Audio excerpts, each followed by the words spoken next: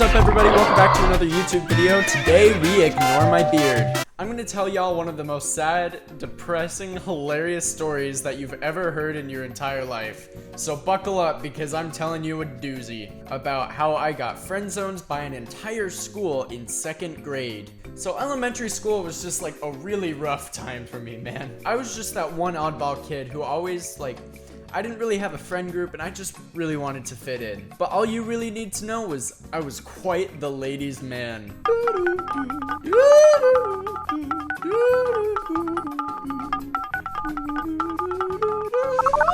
At the time, I thought that if you thought a girl was cute, then that meant that you had a crush on her, like that you liked the girl. So coincidentally, I had a crush on pretty much every single girl that I saw at my school, elementary school. So you get a really desperate, lonely boy on one hand and 100 crushes at one school, and what do you get? Content for a low-budget YouTube video. So there was this one girl in particular that I really liked. I'll call her Barry. Now, Barry liked to hang out under this one tree every day. I don't know why, that was kind of just the group routine. Every day was the same routine. She'd get there first, and then all of her friends would follow, and they'd just chill there or something. I don't know what they did, because I didn't have any friends, so I don't know what people did there. Oh my gosh, I'm so depressed. Hashtag relatable. So I knew that they would hang out there, right? Well, using my brain smarts, I thought I'd leave a little something for her, and then she'd find me, and then we'd get married to move to California and get a beach house. I don't know. I was 9, thinking I could plan out my whole life. What did you expect would happen? So remember me saying that I was a bit of a romantic type? I don't think I ever said that I was a romantic type. Shoot. Yeah, I'm a romantic type. Well, you see, I don't know where I got this idea from. Part of me really wants it to be from Diary of a Wimpy Kid, but I thought it would be a great idea to leave a love note under this tree for Barry. But not any type of love note though, just a super sappy anonymous love note. So what do? I write this lovely love letter in probably the best place to write it, church. I wrote, so yeah, it's not important to the story. I think it's funny that I wrote a love letter just in church. So yeah, I wrote the letter, and the plan was to leave it under the tree and woo her into being my girlfriend. It's the next day, I've got my letter, I'm feeling nervous, butterflies in the stomach, but there's no turning back. There was turning back, but not in my mind. Today was the day. I waited until it was recess and then booked it over to the tree, dropped off the note, and waited. Well, you see, there was one little nugget. One little small grain in the microchip. One itsy bitsy problemo. I wasn't in any of Barry's classes at school. She was in the grade, but not any of the classes. So in all my calculations and careful preparation, I totally forgot a major problem. She wasn't at school that day. If you're gonna do something like this, always account for the fact that they might not be there. I'm talking to you 9-year-olds out there. If you're gonna do something like this, just be sure that the girl's actually there. Come on. So who got the note if it wasn't Barry? Well, there's this guy whose name I'll call Jack. Now, Jack is a hecking bully. This bully boy Jack got the note, which was honestly the worst person on the planet to get this note. And what he did next is so evil, it might make your blood curdle. He made it his job to find out who wrote this note. And he went about doing that by showing off my beautifully, carefully crafted love note to every single person in the school, asking if it was theirs. All of this mushy, gushy stuff I had written got shown off to the entire school. That was mortifying. That's so embarrassing. So while all of this is happening though, I'm off doing my own thing.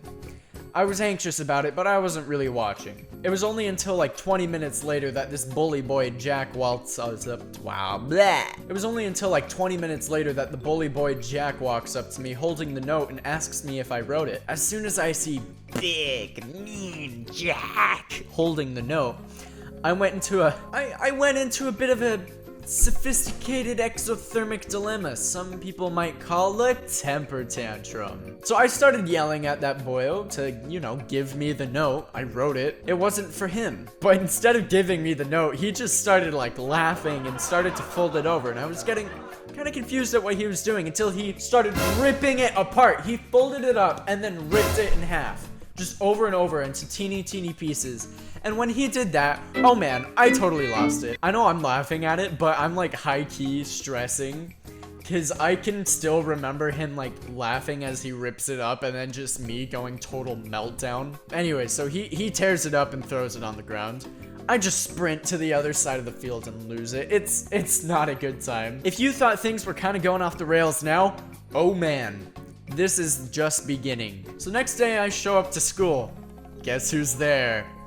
Barry! Woo! Yeah! So yeah, everyone told her what happened. Let's just say that my heart was crushed even more than when Jack ripped the note. I legit haven't said anything to her since, and I was in her class for 2 years after that. Yeah. Yeah, she friend zones me super hard, so that was fun. But then after that, I got called up to the principal's office. I didn't get called up to the office too often, but I was familiar with everyone there, and they knew me and my family fairly well. So I walk in, super nervous about what's going on, and they sit me down and, you know, start talking to me. I gotta get a costume or a wig or something. Be right back.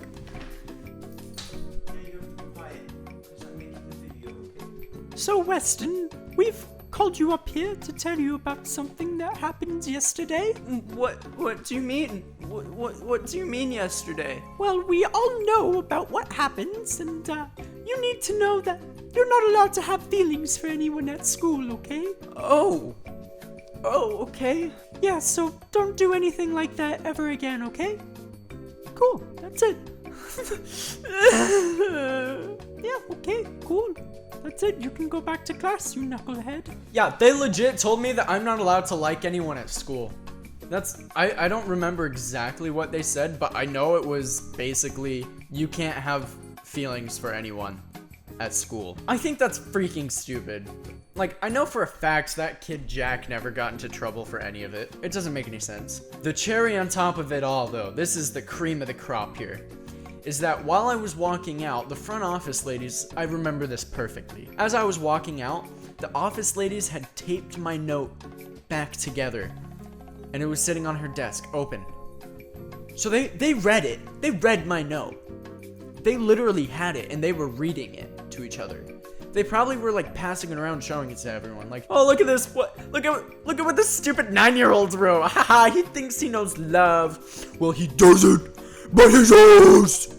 Woo! Yeah, I'm not actually mad. I honestly think it's kind of funny now. I think it's really funny. I do think that I do have some problems that stem from this incident. I think it's funny, and I can laugh about how my school friend zoned me in like 3rd grade. Alright, moral of the story is don't fall in love, but if you do, make sure the girl goes to school that day. Yeah, alright, thanks. Yep, that's it. I hope you enjoyed my traumatizing video. Yeah, alright, shout out to Ethan and Landon. I teach them piano. They're really cool. And Landon's birthday was like a week ago, so I told him I'd give him a shout out. Dude, happy birthday. Epic. I'll give you birthday... What am I giving you birthday? I'm giving you birthday lighting. Happy birthday to you. You're welcome. Shout out to Jake because he's cool. He's my man. He's my man. And then shout out to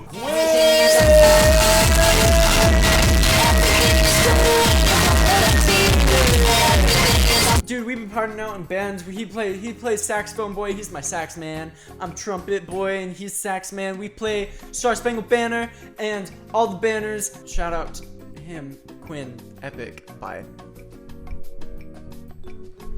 We will now be beginning our ASMR section of the video.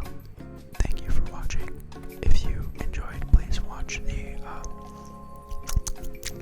alright, yeah, bye.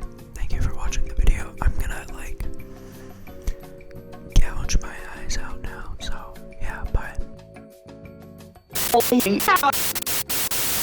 What he did next was so evil, it just made me. Big mean Jack. Wow.